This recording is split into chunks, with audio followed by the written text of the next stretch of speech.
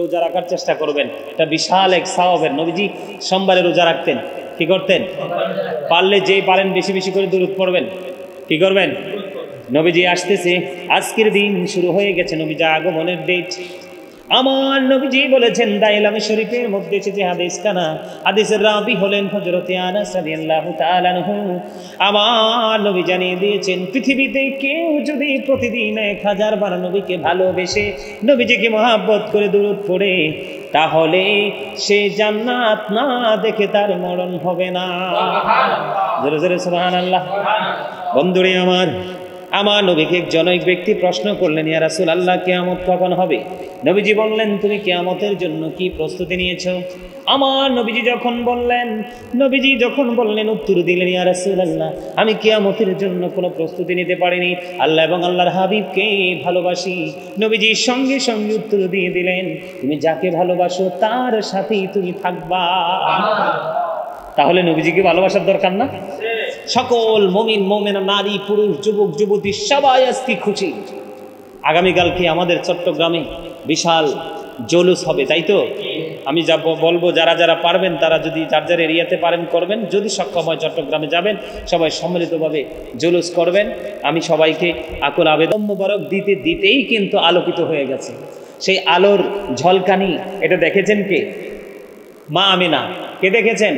মা আমিনা নিজে বলছেন, আমার নবীজি যখন বা কি জানি বলে, আমি ঈদে মিলাদুন নবী এটা স্টেজে গাইব, আমি একটা গজল লিখেছিলাম রাসূলের আগমনের যে মুজিজা নিয়ে একটা গজল লিখেছিলাম। সেই গজলের একটা লাইন হলো, যখন হলো নূর নবীজি এই ধরায় আগমন, যখন হলো নূর নবীজির এই ধরায় আগমন, মা আমিনা সেই নূরের ঝলক দেখেছি, আমার মন চাই যে শুধু তোমায় দেখিতে, আমার মন চাই যে শুধু তোমায় দেখিতে।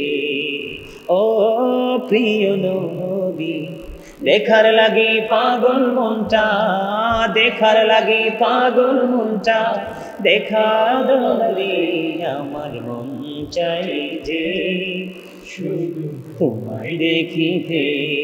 নূর নবীজি আসলো ভবে, প্রকাশ হলো মুজিজা, নূর নবীজি আসলো ভবে, প্রকাশ হলো মুজিজা, পারস্যের রাজপ্রাসাদের গম্বুজ ভেঙেছে, পারস্যের রাজপ্রাসাদের পাথর খসেছে।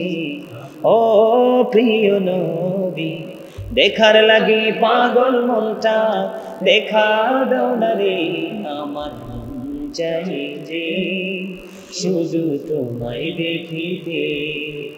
সম্মানিত উপস্থিতি, মারহাবা।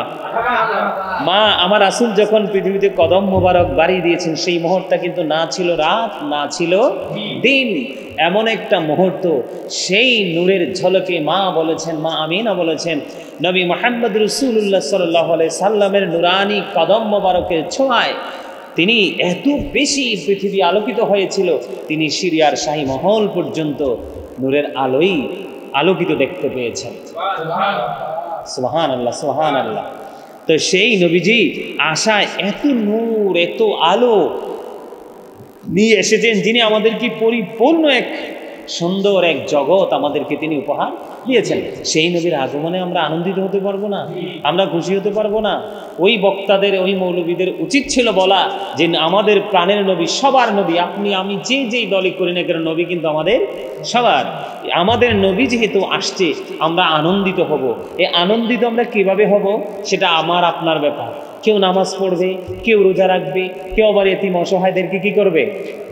দান সদকা করবে, কেউ খাওয়াবে। মানে যার এবিলিটি যেমন আছে, যার মনে যেমনই চায়, আমার নবী আসতেছে, আমার নবী আসতেছে, আমার নবী আসতেছে, আমাদের জন্য নিয়ামত, আমাদের জন্য রহমত, দুনিয়ার জন্য নিয়ামত, দুনিয়ার জন্য রহমত। ওপার যেটা একবারে ভয়ঙ্কর এক পরিস্থিতিতে রূপ নেবে, পরকাল, এই পরকালের জন্য আপনার আমার প্রাণের নবী আমাদের জন্য নিয়ামত। তাদের বক্তব্যটা দেওয়া ছিল এইভাবে, উচিত ছিল, কিন্তু ওরাই বক্তব্যটা এইভাবে দেয় নেই। তারা মানুষকে বিভ্রান্তিতে ফেলে দিচ্ছে নামাজ খুঁজে। সাধারণ মানুষ কি আর এখন এত বোকা আছে যে তোমরা এত আনন্দ উৎসব করো, সেই আনন্দ উৎসবে তোমরা কি করো না? নামাজ খোঁজো না। কিন্তু নবীজির ক্ষেত্রে তোমরা নামাজ খোঁজো, এতে কি বোঝা যায়? এরা নবীজির দুশমন, এরা মুনাফিক। কথা বলে না কেন? আল্লাহ রাব্বুল আলামিন বলেছেন আল্লাহু ইয়াশহাদু ইন্নাল মুনাফিকিনা লাকাযিবুন। আল্লাহ রাব্বুল আলামিন বলেছেন আল্লাহ সাক্ষ্য দিচ্ছে মুনাফিকরা মিথ্যাবাদী। কথা বলে না কেন? মুনাফিকরা কি? আল্লাহ রাব্বুল আলামিন বলতেছে কুল হাবিব, আপনি বলে দেন। আমাদেরকে বলার জন্য বলেছে আল্লাহর নিয়ামত রহমত প্রাপ্তিতে তোমরা কি করো? আল্লাহর ফজল পেয়েছো, রহমত পেয়েছো, নিয়ামত পেয়েছো, সেই নিয়ামত প্রাপ্তিতে তোমরা কি করো? আনন্দ উৎসব করো। ফালিয়াফরাহু, তোমরা কি করো? আনন্দ উৎসব করো। হুয়া খায়রুম মিম্মা ইয়াজমাউন, এটা তোমাদের পুঁজি করা সম্পদ চাইতে উত্তম। সূরা ইউনূসের 58 নম্বর আয়াত। এটা কি আপনারা চোখে পড়েননি? এটা কি আপনি কোরআন যখন খতম করেছেন, কোরআন যখন শুরু থেকে শেষ করেছেন, আপনারা কি সেটা চোখে দেখেননি? আমি সম্মানিত দর্শক শ্রোতার উদ্দেশ্যে বলবো, আপনারা মনে রাখবেন, পৃথিবী যত দিন ঘনিয়ে যাচ্ছে কিয়ামত তত নিকটবর্তী হচ্ছে। তার কারণ এই পৃথিবী থেকে রাসূল প্রেম, আউলিয়া প্রেম, মানে আমাদের নবী সাল্লাল্লাহু আলাইহি সাল্লামের পর থেকে এই পর্যন্ত আমরা ইসলাম পেয়েছি, বিশেষ করে বাংলাদেশের মানুষ আল্লাহর ওলিদের মাধ্যমে আমরা ইসলাম পেয়েছি। তারা তাদের প্রতি শ্রদ্ধাশীল হবে না, তারা শ্রদ্ধা তাদের সাথে দেখাচ্ছে না। আমি সেই বিষয় নিয়ে একটু আলোচনা করব পরে, তবে এই বিষয়টাকে শেষ করি। তো তারা কিন্তু কি করছে না? তাদেরকে শ্রদ্ধা করতেছে না। আমি সমস্ত পৃথিবীর মুসলমানদের উদ্দেশ্যে বলে দিতে চাই যে আপনারা সবসময় সচেতন থাকবেন। আপনারা অত্যন্ত সচেতনতার সাথে কথা শুনবেন। যেই কোনো আলেমের কথা শোনা যাবে না, যেই কোনো আলেমের বক্তব্য বিশ্বাস করা যাবে না। তার কারণ হলো নবীজি বলে গেছেন কিয়ামতের পূর্বক্ষণে পৃথিবীতে সবচেয়ে নিকৃষ্ট মানুষ হবে আলেমরা। কারা?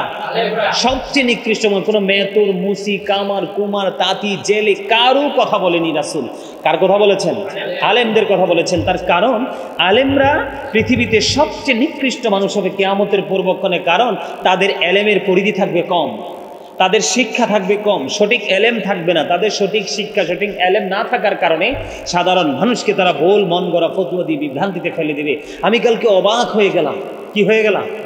আমি কালকে অবাক হয়ে গেলাম। আপনাদেরকে আমি অবগতর জন্য বলছি, ঈসা রুহুল্লাহকে নবী হিসাবে চিহ্নিত করার জন্য, তিনি নবী কিনা এটাকে সত্যায়িত করার জন্য তৎকালীন কওমের লোকেরা বলছিল, আপনি যদি নবী হয়ে থাকেন স্বর্গীয় খাবার এনে দেখান। কি এনে দেখান? তিনি আল্লাহর কাছে চাইতে দেরি সঙ্গে সঙ্গে স্বর্গীয় খাঁচা খাবার চলে আসলো পৃথিবীতে। কি আসলো? এটার ভিতরে গোস্ত ছিল, রুটি ছিল, ভুনা মাছ ছিল, ঈসা নবীর ইশারায় ভাজা মাছ জীবিতও হয়েছিল।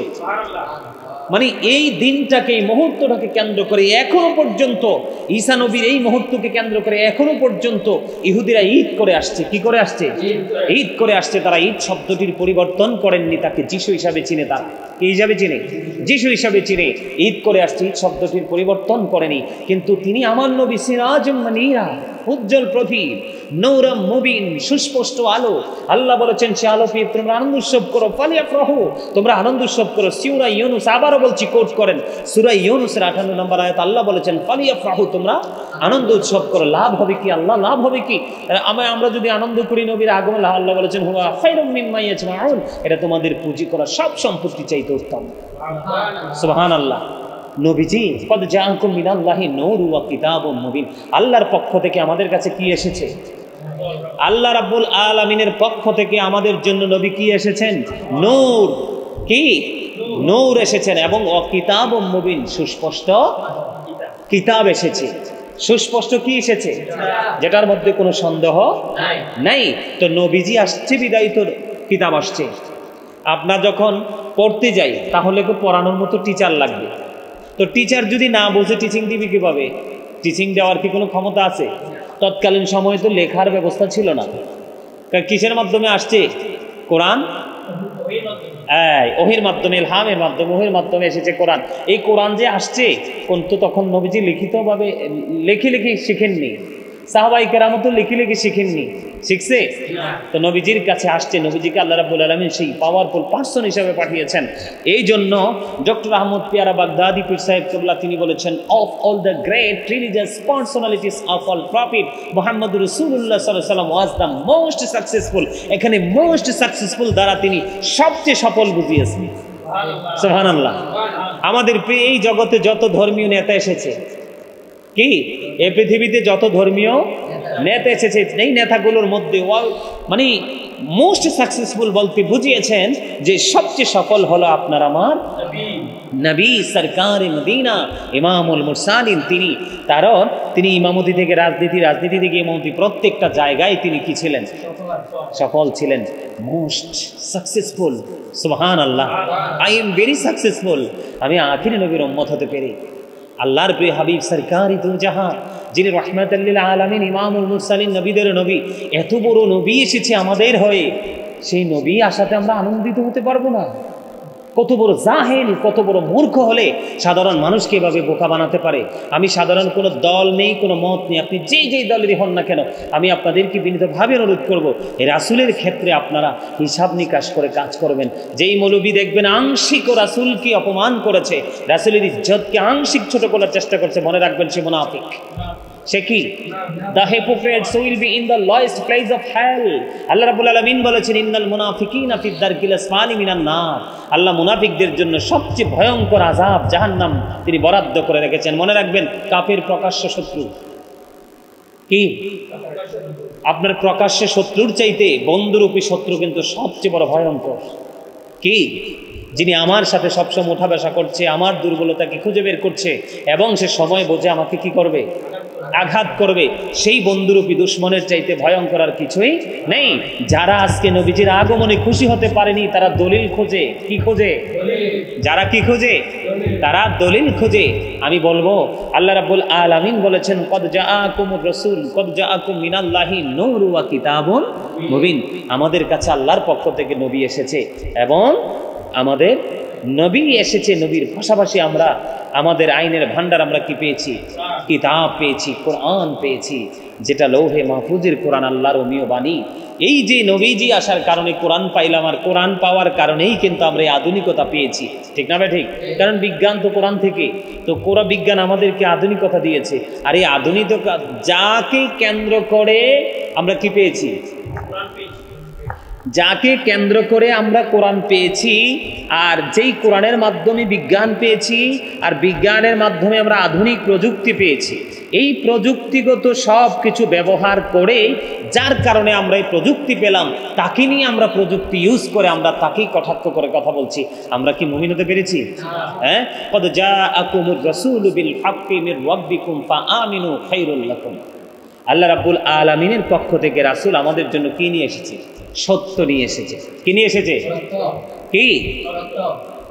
আল্লাহ রাব্বুল আলামিন আল্লাহর পক্ষ থেকে আমাদের জন্য সত্য নিয়ে এসেছে। ফাআমিনু, সুতরাং তোমরা ঈমান আনো, খায়রুল লাকুম, তোমাদের জন্য কল্যাণকর হবে। কি? আল্লাহ রাব্বুল আলামিনের কাছ থেকে আমাদের কাছে রাসূল কি নিয়ে এসেছে? সত্য নিয়ে এসেছে। কি? হক নিয়ে এসেছে, সত্য নিয়ে এসেছে। এইটার প্রতি আমাদের কি করতে হবে? বিশ্বাস বা রাখতে হবে। ফাআমিনু, সুতরাং তোমরা কি করো? ঈমান আনো। ঈমান আনলে লাভ, বিশ্বাস করলে লাভ হবে কি? খায়রুল লাকুম, আমাদের কল্যাণ হবে। তোমাদের কি হবে? কল্যাণ হবে। কল্যাণটা কার হবে? মূলত আমাদের হবে। কিন্তু যারা আজকে এগুলো থেকে দূরে, তারা কিন্তু কি হবে না? কল্যাণ হবে না, কোনোভাবেই কল্যাণ হবে না। তো এই জন্য আমি সবাইকে বলছি, আমরা নবীজির আগমনে খুশি হব, নবীজির আগমনে আমরা আনন্দিত হব, নবীজির আগমনে আমরা উল্লাসিত হব। তার কারণ নবীজি আসার কারণে যে নামাজ নেয়ামত, মানুষ হিসাবে নিজেকে তৈরি করার জন্য যে অস্ত্র প্রয়োজন, যে হাতিয়ার প্রয়োজন, সেটা হলো নামাজ। এই নামাজ তো নবীজি এনে দিয়েছে। আরও কিভাবে এনে দিয়েছেন? 50 ওয়াক্ত থেকে মাইনাস করে 5 ওয়াক্ত। আল্লাহ বলতেছে, হাবিব আমি যেটা কইছি ওইটাই। 50 ওয়াক্ত আপনি চাইছেন, 5 ওয়াক্ত বরাদ্দ দিলাম, কিন্তু আপনার উম্মত যখন 5 ওয়াক্ত পড়বে, আমি 50 ওয়াক্তের সওয়াবই বরাদ্দ দিব।